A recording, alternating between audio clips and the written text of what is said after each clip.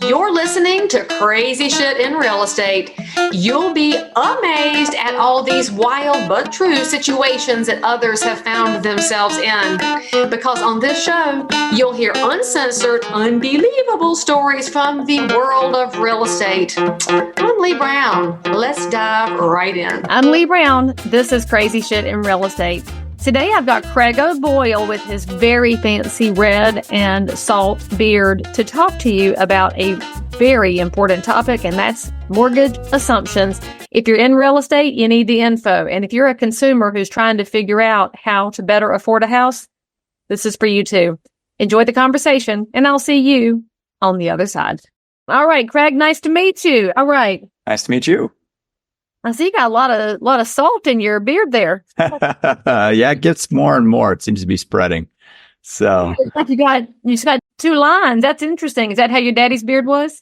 you know what? I don't think he could grow one, actually. I think that comes from my mom's side. O'Boyle is pretty Irish, but she was Norwegian. So that must be the Viking somewhere in there. Oh, yeah, because you have Eric the Red. So that would explain the red hair more Could so be. than Ireland. Could be. Well, tell my audience who Craig O'Boyle is, where you're located, what you do in and around real estate. Give them a little bit of your thumbnail.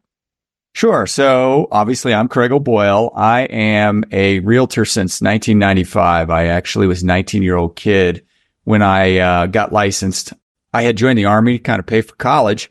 They kept me training too long. And I couldn't start college. My dad was a realtor, commercial guy, and he's like, hey, you've got nothing to do. You could get a license. I never looked at real estate. And I'm like, okay. But fortunately, he was working on, at the time, the creation of what turned out to be a $50 million racetrack south of Colorado Springs here. And I got to sit in on that. And I was pretty heady. I thought, oh, okay, this is how I get rich, right? So I worked for him all the way through college. But then as I got out of college, I was like, wait, I probably need food with my meals, so I better go to a residential company. And I was in residential companies, well, until I opened my own shop, O'Boyle Real Estate Group, about 2002. And I've worked on everything from flipping investments. I was a huge REO agent in the downturn, or before the downturn, actually, and then it got huge in the downturn. And just have always been kind of moving forward with just different things out there. Because Colorado Springs is such a huge military town, I'd sat at a lot of closing tables where the topic to VA buyers would come up of the assumable nature of their VA loan. And I always said, if we ever find ourselves in a high rate climate, it would be a special asset. I didn't realize, though, it would be like 25 years before that would come along. It passes quickly. Right. So obviously 22 hits. And things changed pretty abruptly. And so I saw the opportunity, teamed up with a partner of mine out here who owned the largest title company. And we created a company called Assumption Solutions, which is basically designed to help buyers and sellers and their agents get through and complete the mortgage assumption process with the servicer. And we decided to do it nationally. It was a slow grow. We brought in, as the head of our processing department, my longtime lender, who's also a 30-year lender, Amy Cavender, to kind of lend the expertise of a lender to determining, can we get this done? And we started doing a ton of marketing in Colorado Springs, of course. My partner who owns that title company also owns a big training company. And so a lot of brokerages out here send people to him to be trained. So we started running classes through there and, really kind of got traction with the local agents in Colorado Springs. I actually underestimated how little agents in this business even knew this was a thing or understood it could be something that was done. So we focused a ton on training agents, and we made Colorado Springs, I think, one of the most robust markets in the nation for mortgage assumptions, and then just started spreading out from there. I'm being in the business a long time. I'm connected to a lot of agents around the country, started leveraging those contacts. I started training classes via Zoom all over the place. It's gone nuts. It was a slow build. 2022 was slow. 23 was decent. And the end of 23 and into 24, it's really kind of gone exponential in terms of the interest, the number of people out there. It's been a fun ride. I mean, I never set out to create an industry, but I kind of feel like we did, and it's been pretty cool. So for those of y'all that are consumers who watch and listen to the show, because I have a lot of consumers who dial in here, what we're talking about here is if a seller has a mortgage on their property and you want to buy that property, and if that mortgage is hopefully at a lower interest rate, so it was done when the money was much cheaper, in some instances, you, the buyer, can assume that mortgage. And of course, there's a lot of steps involved, but it has been huge in military markets in specific because the VA loan is assumable by the buyer, and you don't have to be a veteran to assume it. Great information for especially our really high cost markets. I know Hawaii has really benefited from assumable mortgages, helping people get into houses. And I'll also just point out that it's not just that agents don't pay attention when they need to learn things, which happens sometimes, but we haven't had an assumable market, as you mentioned, Craig, for 25 years. I think the last one I had done prior to the interest rate increase in 22 was in 2004. So I was almost 20 years since I'd done an assumable myself. We just didn't have a need for it when we had money behaving as though it were free. Why would you assume a 6% mortgage? You get a new one for 3%. Well, now the market has flipped. So it becomes a moment to educate all the realtors who've come into the business, especially since 2008 when rates went down. And that's the bulk of our realtor market. We also have a gap problem. And I'm hoping you can talk to this a little bit, or maybe Amy's come up with some solutions. If the house that you're buying is $1 million house and the seller has a $500,000 mortgage, you can assume you have to make up that difference somehow between the down payment and that 500. And that's been a big challenge for a lot of agents. Who's going to finance that second position? So what have y'all discovered as far as providing those answers to the valuation versus mortgage delta? Right. So you're absolutely right on you said, about the timeline and the agents learning things. All the VA, all the FHA loans, they're all assumable. And there has been a lot of changes in this since we started. Like, for example, when we started 100% across the board, no one was allowing any financing in the assumption gap between the price and the loan assumed. And other things like investor buyers and other things have changed as well. But let's talk specifically about the gap. It became clear that there was a need for this pretty quickly. It's the most common question I get, how do we deal with the gap? And up until maybe mid 23, there wasn't even really lenders looking in this market, but then they kind of saw the potential and they started kind of trying to create products. Truth or rumor, I don't know. As things started getting going, something came out that there was word from the VA that they wanted to see if somebody was going to do a second, they wanted to see the second be assumable, which an assumable second product just did not exist. Yeah. Yeah. And so about 3 to 4 weeks ago now, the VA actually came out and issued some guidance that said, one, we have no problem with secondary financing, basically, as long as it doesn't mess with us being in first position. And we really have no requirement that it be assumable. So from our perspective, that's going to be huge. We have yet to process a lot at scale that are trying to finance the gap. We have 2 in process right now. I've been reached out by tons of organizations who are trying to get into this space. So I think some really good products are on the way.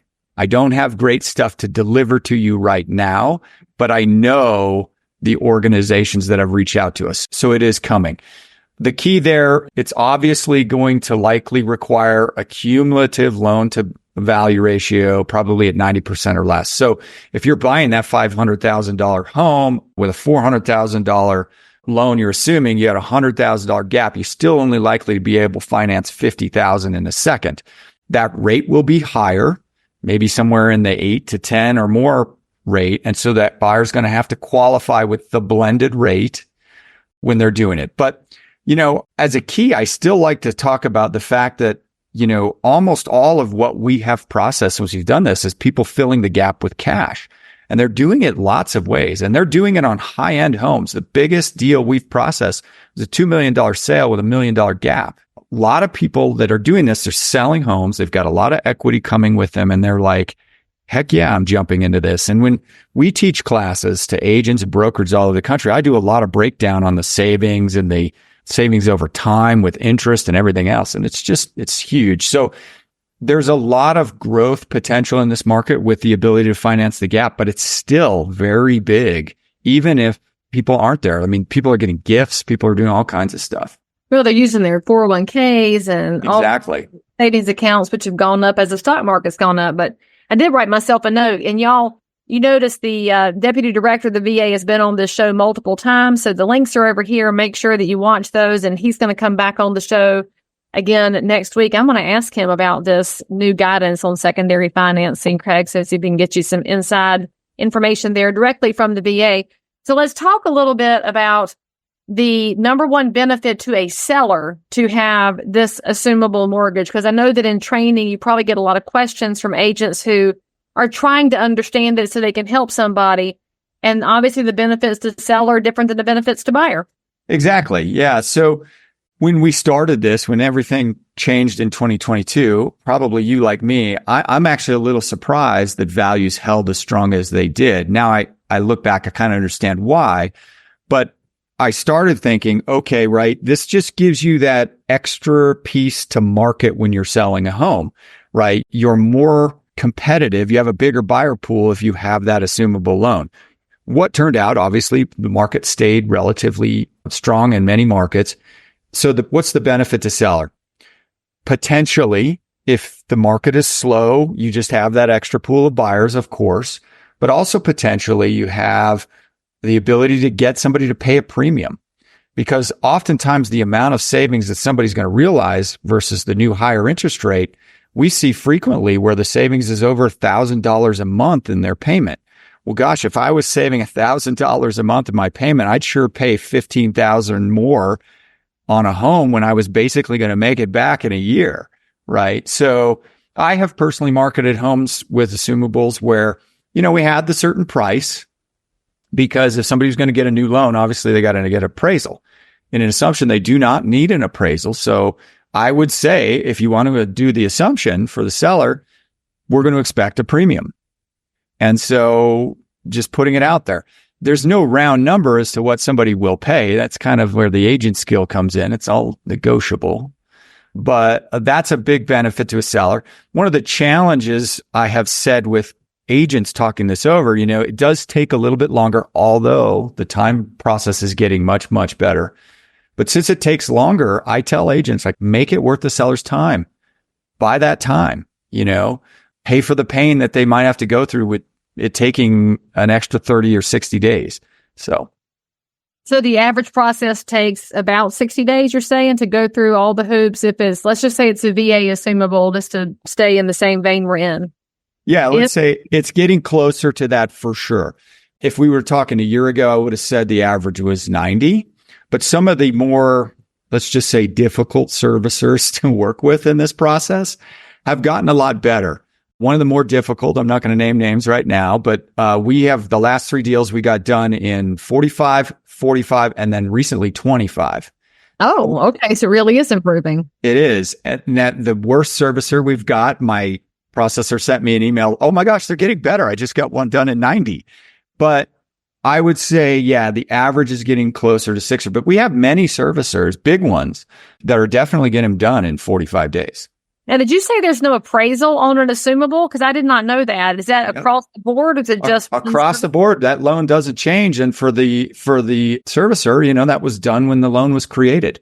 Now, if we start getting heavy into secondary financing, likely an appraisal is going to be part of that, just for the second, but maybe even for the first to confirm. Because if you do secondary financing, it is still subject to the servicer allowing it. Like, there's no guideline forcing them to allow that. All right. So, of course, the whole show we kind of ran straight down the assumption rabbit hole, but my show's been built on the interesting stories around real estate. So I'm dying to know what you've seen in all of those various angles of real estate that you landed in by accident. We can't fail to point that out because a lot of us landed in real estate because we didn't belong anywhere else. I'm dying to know what the crazy story is that you've encountered along the way that you can't believe it ever happened, still can't believe it. Good, bad, and different. Oh gosh, I got so many. I'll go back to my REO days. Oh, there's always stories in that world, and it's coming back. So yeah, it's funny. I was talking to a guy who was big in that space the other day. He worked at a company I did that Wells Fargo owned called Premier Asset Services, and my agent code was 00012. I was like the 12th guy in their thing, but they sent me out to a lot of properties. System, but it changed the system a million times. It's a pain now. I don't want to get into it again. I'm good. I'll buy them as an investor. But yeah, I mean, we used to go obviously as the first guy to the door. They'd give us an assignment and it was like, first thing you do is go find out if it's occupied, right? So what I would do to do that, obviously I'd go peek. I'd call the utility company and just see was service connected and stuff like that. And I had two different scenarios that I'll tell in this. The first one I went to, it's unconnected. So we would get a locksmith out to open up the door. And I walked in. As soon as I walked in the house, I go, oh my God, where's the dead body? Right. I mean, it just overwhelming smell. So we go through the house. I asked the locksmith, can you walk through me? And we walk into the garage and the only thing in the garage is a refrigerator. I'm like, could it be food? And I opened up this freezer and there was a full-size dead deer in the freezer. And the power company told me the power had been off for 90 days. So what we had to do, we had to haul a trash company. What they did is they just sealed it up, got a forklift, and they took the whole thing out in a truck and never. That seems like the wisest course of action. Yeah, there was other ones like that. Sometimes it's not reliable that the power was off and there was no furniture. Wells Fargo had called me and they said, we've got a property that we need you to go down to ASAP because the owner had basically spray painted their story of woe all over the house. And I'm like, okay. I went down, the utility's off, and I get the locksmith to open the door and come to find out she hadn't left. She's still living in the home. And I'm like, oh, okay, sorry. Backed out. So they had to go through their what they call cash for keys process. And ultimately that didn't work. And they had to go through their process to get it empty. But then they said, okay, now it's empty. Go in and, we don't want this home on the news with all the spray paint. The neighbors are very upset. And they said, can you find a person to paint this house within 24 hours? I called all these painters and said, yeah, I'll do it tomorrow, but it's going to cost you an extra $5,000. The bank president was like, we don't care. We'll pay whatever it costs. We just don't want to be on the news with it. So, I mean, I got more in there. I sold 3 homes for $5,000 each. You'd have had the cash to buy them yourself. Of course, they wouldn't let us buy them ourselves when we were their agents. Yeah, that was one. The kicker was they had a minimum commission to me of $2,500 per home.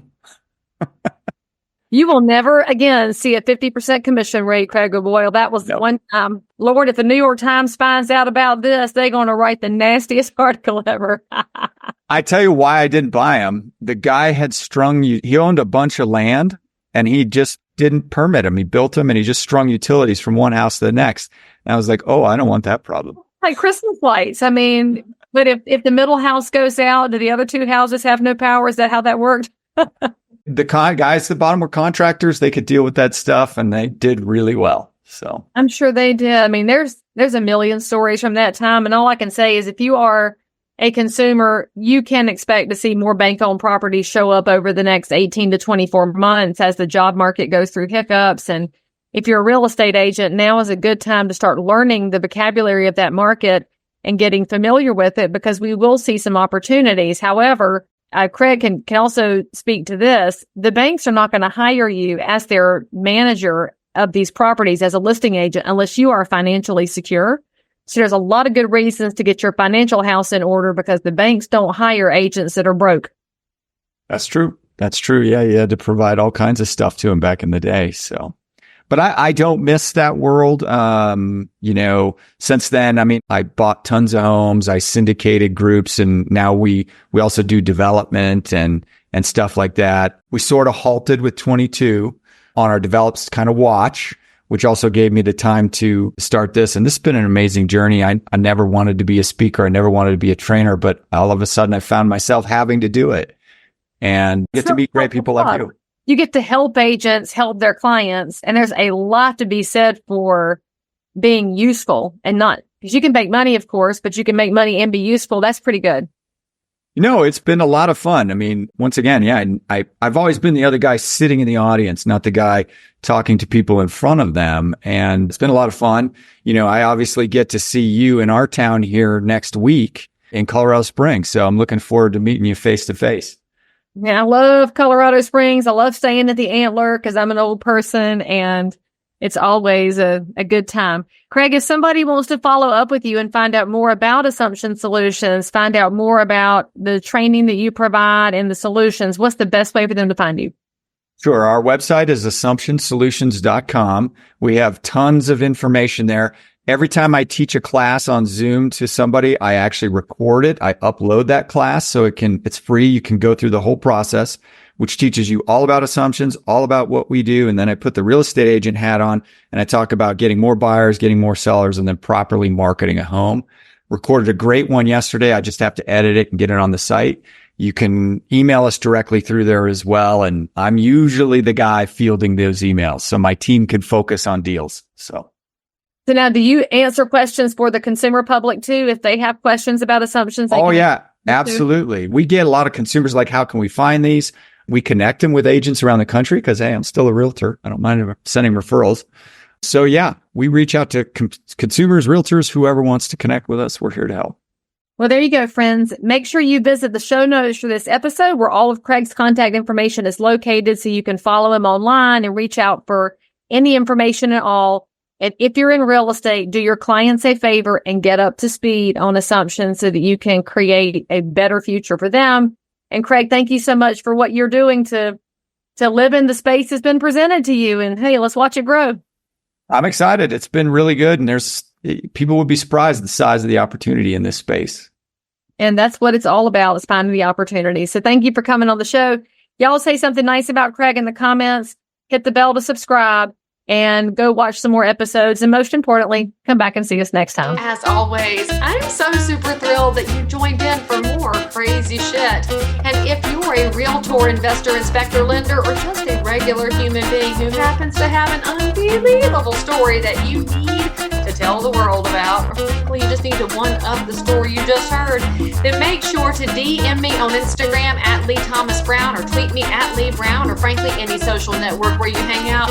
I'm there. And if you had some fun, then you totally want to subscribe so you don't miss out on any future episodes.